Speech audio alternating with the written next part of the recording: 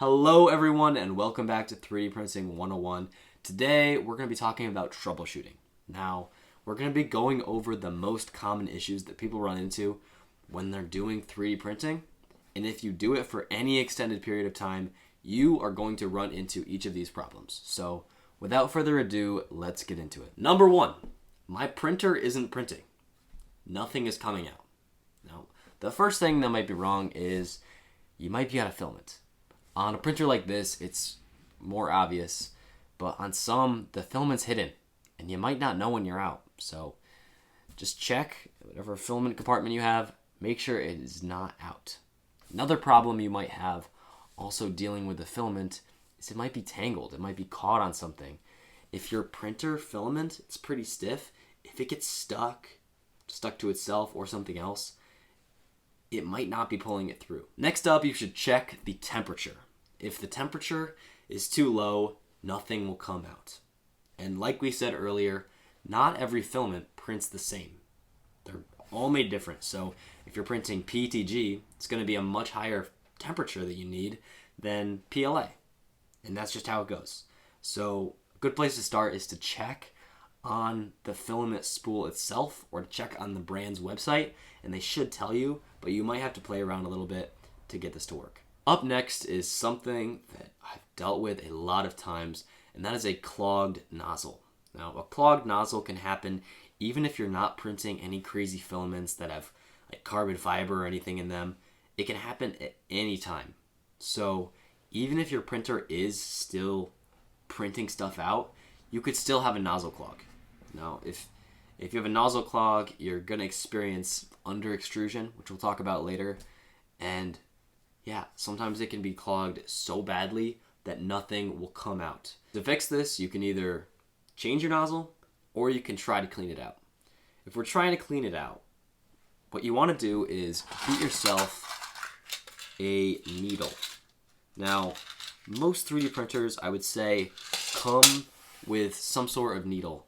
And what the needle's for is you basically heat up your hot end to whatever the printing temperature is, sometimes a little bit higher. And then you take your needle and you shove it up through the nozzle. You can use it and move it around, and that should loosen up whatever, big bits are blocking the entry. If that doesn't work, then yeah, unclogging your nozzle is going to be very difficult. Sometimes it can even be impossible. So in that case, what you probably want to do is go pick yourself up a 25 pack of nozzle replacements for like $10 on Amazon. And yeah, it's super easy. To do this, you just heat up your nozzle, your hot end, and then use the wrench that came with your printer. And if for some reason you don't have one that works with it, you can use anything. You can use pliers, but be careful because it is hot. But what you want to do is you want to unscrew it, take out that nozzle, and then sometimes, you need to use, one of those needles again and just kind of scrape the filament out of there because it can get stuck even outside of the nozzle. And then just screw another one in. I would recommend, if you don't have one, you can install this. It's just a little silicone cover for the nozzle, and it just protects it and helps with some regulation stuff. But anyways, yeah, I struggled with nozzles for a long time. And for a while, I was just dealing with a limited number. And then, I was just like, I can order these. Order replacement nozzles. And that's what I did. Again, really cheap. It's just a tiny bit of metal. And then whenever I'm running into a serious nozzle issue, I'll try to unclog it first. But if that doesn't work, I'm not going to waste too much time on it. I'm just going to go pretty much straight to putting a new nozzle in. Another issue is the Bowden tube could have backed out a little bit. So like we talked about before, the Bowden tube is this piece of plastic that carries the filament from the extruder to the hot end. Your printer might not have one of these if it's a direct drive printer, which just means the extruder is not located over here. But your Bowden tube can actually back out a little bit, and what that means is your filament goes through the Bowden tube and then it gets to the end and there's nothing else to keep directing it. So your Bowden tube actually goes directly up to your nozzle, like directly up to it. So to see if this backed out a little bit, you might have this little blue crescent to remove, and then you can unscrew the piece that's holding your Bowden tube in place. And again, this should be after your filament is removed, of course. And just unscrew it, and then you can just take it off. And yeah, either the Bowden tube will have backed out, or the Bowden tube, it could have kind of squished. Sometimes the Bowden tube, especially the ones that the printers come with, are not the highest quality, and they can just deform over time, and the nozzle can't get through them properly. The great thing about this is a lot of times you don't have to replace your Bowden tube entirely. You can just take it out, move the attachment piece, and then cut it. That's it. Just cut it straight up and down and make sure that it's evenly round. You don't even really need any fancy equipment for it. There are tools that make it easier to do this, but you can do it with a pair of flush cutters. And then put it back in and make sure it's pushed all the way down. You might need to squeeze the little stopper on the attachment piece, on the screw, and then you can push it in. But yeah, Bowden tube could be an issue. Doesn't take that long to check, and yeah, it could definitely help a lot. Now, if the extrusion stops mid-print, all of the other things could still apply, but it's more likely that these things are going to happen. The filament could have stripped. So basically what happens when the filament strips is your extruder, it actually works by using two gears that are right next to each other, and they're tightened together, and your filament goes between them, and then the gears spin to push it along through the Bowden tube. Now what can happen is, let's say your filament got stuck, it was tangled or something, and it's just stuck in the same place. Those gears will slowly wear away the filament, and then it essentially strips the filament, and you can't use it anymore. It just won't push out. So to fix this, you can just take out your filament, cut a bit, put it back in, and make sure that your filament is not all cattywampus. Make sure that it's going straight. Another thing is snapped filament. Your filament can snap, especially if you have something like PLA, or it absorbs a lot of moisture, which we talked about back in a different section. When your filament absorbs moisture, it gets weaker, and the print quality starts to suffer, but also it can just snap. So yeah, make sure that your filament didn't just snap. Quick tip, when you're disassembling your printer, take a picture of it throughout the process. That is just going to help you line everything up when you try to put it back together again. If you take a picture and then have a designated spot for the parts that you take off, it's going to save you so much time, promise you. Next up, your nozzle is running into the bed. Your first instinct might be to re-level the entire bed and just lower it. But there's actually an easier way to do this. You can just change your Z offsets. Usually you can do this in your printer control panel. But if you can't, yeah, you're just gonna have to spin it down.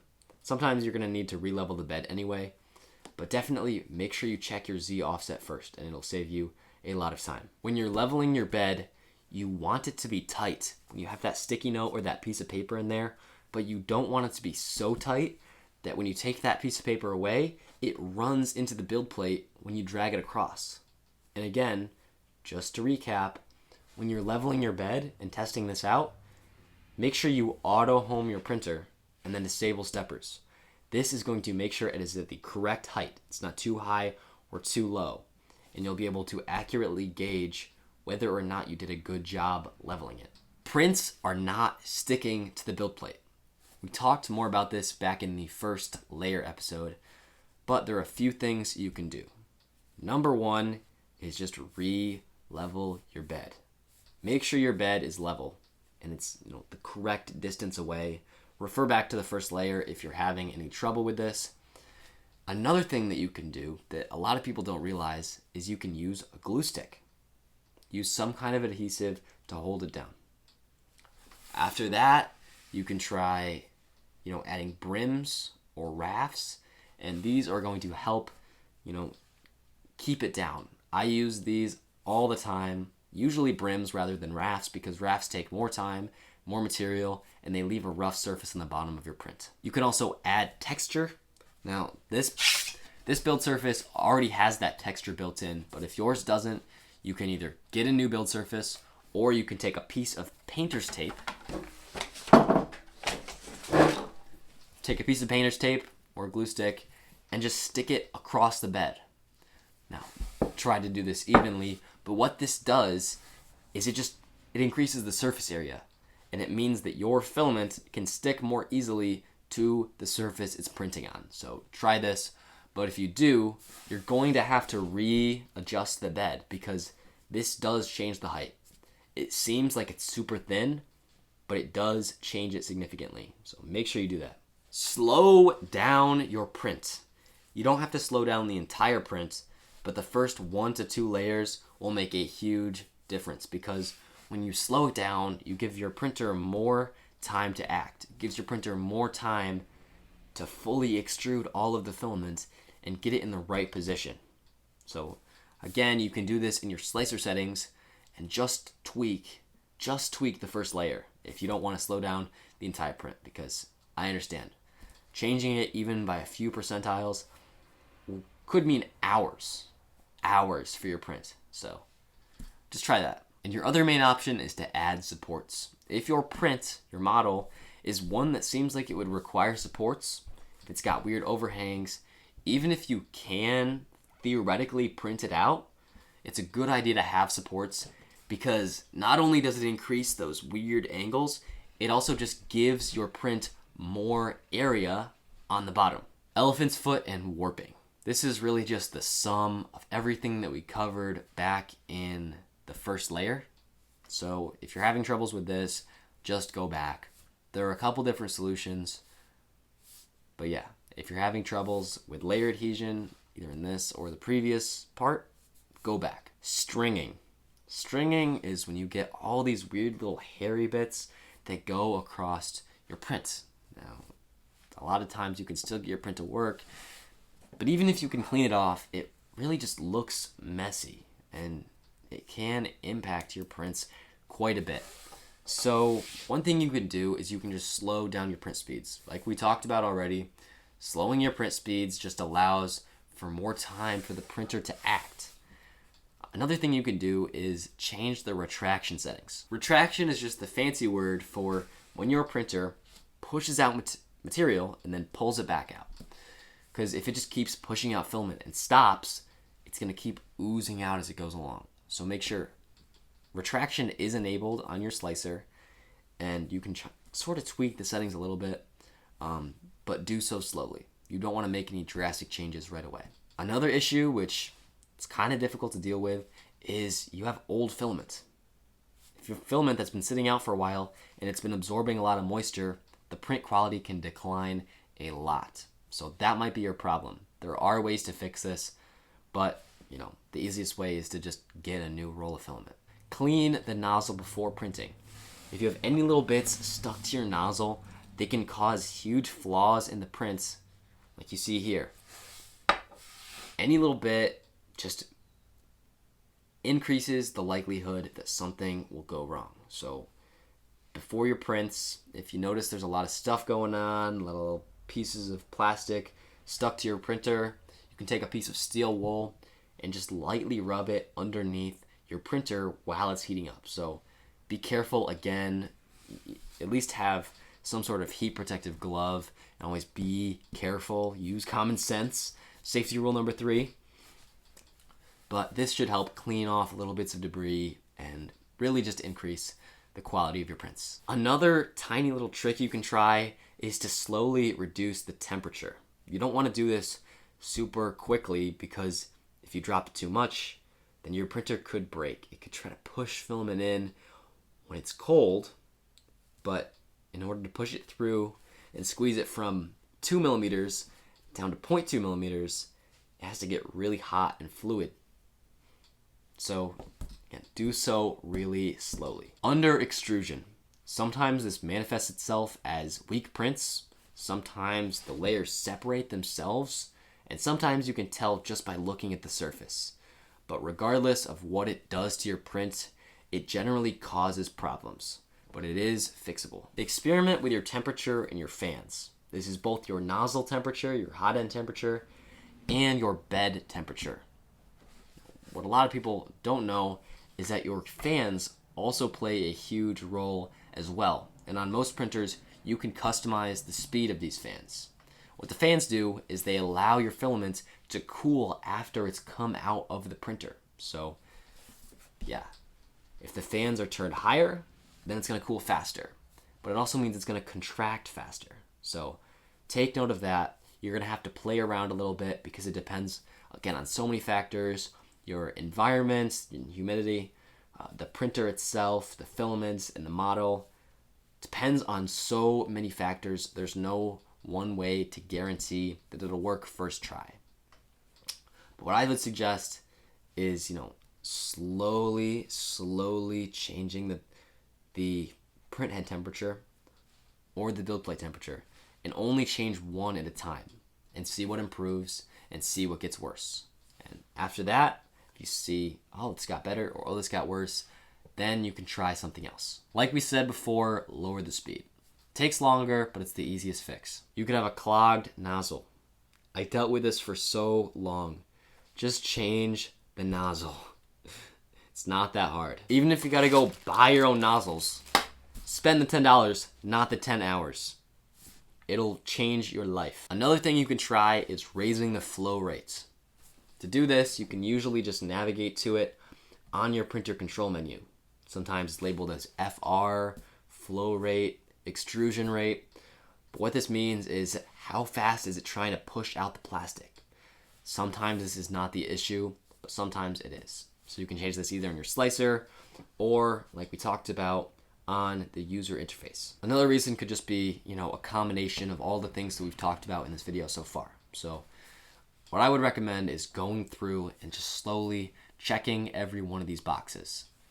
It won't take nearly as long as you think it will, but it will drastically improve the quality of your 3D prints. The opposite of under extrusion is over extrusion. You're gonna notice this if there are big droopy parts in your print, or you can just clearly see one area has just way too much plastic. To fix this, the best way I can think of explaining it is do the exact opposite of what I just told you to do. Lower the flow rate, adjust the temperature a little bit. Bad overhangs. Even if you have something that fits within that 45-degree rule, which I said you can usually get further out than that, you can still have bad looking overhangs. And that's totally fixable. But it does depend on a lot of key factors. First is the nozzle size. 0.4 millimeter nozzles work different from 0.6 millimeter nozzles. And those work different from 0.8 millimeter nozzles. So the choices that you make with what nozzle to buy are going to affect all of this. The other one that changes it is the layer height or the resolution. If you have longer bricks like this, you can go at a steeper angle. But if your blocks are, short and tall, you're gonna have to go at a shallower angle like that. So definitely just know that it depends on a lot of factors. But there are some things you can do to fix this regardless. Number one is reorient your part in your slicer. A lot of times people don't optimize how they place their print in the slicer. We're going to get more into this in a later video. But what this means is, this is not the best way to orient this tape to print it out. The best way would be to go like that. Or at least that's what I would do. So if you're printing something and it looks like this, obviously it's not going to stick as well. You're going to have weird angle issues. It's not going to be as accurate. All the problems. Versus if you just went like this. So go for the simplest solution. You'll get an eye for this over time. But just take a minute and be like, is this really the best way to do this? You might be surprised. Then I would really just say, add supports. You might not think you need supports. And some people printing the same thing might not. But supports are there to support the print. They aren't necessarily the most essential part, but if it's drooping a little bit, support is just going to help lift it back up. That's it. Another thing you might run into is the infill is visible from the outside. The number one reason for this, the thing that it almost always is you need more walls. Unless you're using transparent filament, because in that case it's just transparent and duh. But if you see the infill from the outside, you might just need more walls on the outside that's covering that up. I would say the minimum is like 3, but sometimes you need 4 or even 5. Some people can get it in 2. But this depends, again, on a lot of factors, like what size nozzle do you have? If you have a 0.4 millimeter nozzle and you have 3 walls, versus if you have a 0.1 millimeter nozzle and you have 8 walls, there's going to be a huge difference. This also could be a result of under extrusion, but that's less likely, so definitely make sure you go back through and check all of these other sorts of things before you move on to the next one. The next one is more advanced, and it's the infill after parameters section. This is something you could change in your slicer, and it helps prevent things like this. So yeah, if you're having issues where you can see the infill very clearly from the outside, or it's weak, just try adjusting these settings. Great job today. We covered the main issues you're going to run into when you're dealing with your 3D printer. But many of these overlap. So when you change one thing, it changes almost everything. So there's no way to just pin the problem first try. There's no way to do that. So you might have to change a couple things in order to get it right. You might change something and it works, and then a week later it stops working. And you need a totally different solution to solve seemingly the same problem. So what I would suggest is checking your filament, because your filament can be the easiest solution to this problem ever. Just change your filament. Then check things like your temperature, how level is your bed. Go through the really easy things first. The experts never don't do the basics. Once you've dealt with your printer setup and your calibration, then you can move into your slicer settings. But usually this is not the problem. Make sure that your printer is assembled right and all the physical things are working together properly before moving into the software. And yeah, sometimes you just need to replace a part or buy a better part, like a Bowden tube or a nozzle or any of these little things. Because printers are not perfect, and like all things, they need replacements. Anyways, you can use the maintenance video to help prevent things like this. And again, this doesn't cover everything. We couldn't cover every possible 3D printing failure you're gonna run into. We just can't. There are too many. If you figure out some new technique, or you overcome any challenges, or even if you just learn something from somewhere else, share it in the community. This is the best way for us all to learn faster. So post your wins, post your losses, and we can all help each other out, and we'll just grow that much faster. There's a story from Mr. Beast where he would get together with like 4 or 5 of his YouTube friends, and instead of all competing and being like, I'm not gonna share this with you, or this is my secret, they just told each other. They were just like, hey, this is what I tried. It worked. It didn't work. And where's Mr. Beast now? So anyways, thank you all for watching. I hope that this was helpful to you, and I will see you in the next lesson.